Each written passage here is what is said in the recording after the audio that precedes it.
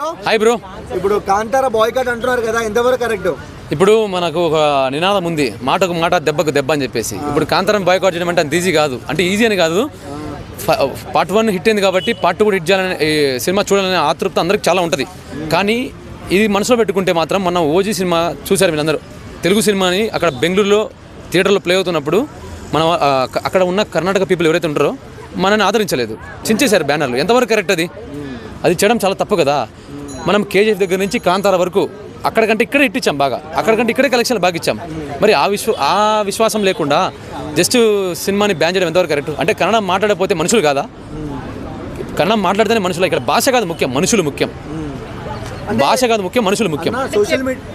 Social మీడియాలో చూసుకున్నట్టయితే రిషబ్ శెట్టి గారు ఇంతకుముందు తెలుగులో మాట్లాడారు, ఇప్పుడు మాట్లాడట్లేదు, ఎంతవరకు కరెక్ట్ అని ట్రోల్ చేస్తున్నారు. ఇప్పుడు అందుకే కదా బాయ్కాట్ చేసేది. ఆయన మాట్లాడలేదు అని చెప్పేసి బాయ్కాట్ చేస్తుంది.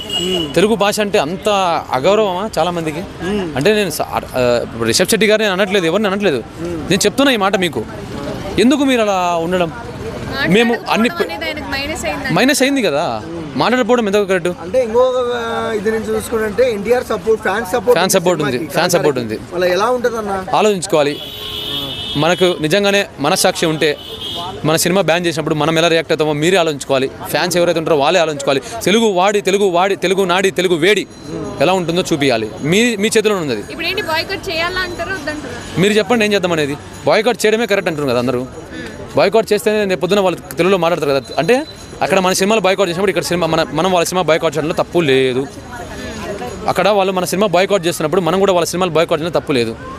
ఎందుకు చెప్పండి? తెలుగు వాడిగా ఫస్ట్ చూద్దాం. పవన్ కళ్యాణ్ సినిమా నేను అనట్లేదు, ఏదో రామ్ చరణ్ సినిమా కానీ ఎవరి సినిమా అనట్లేదు. తెలుగు వాడిగా ఆలోచించు.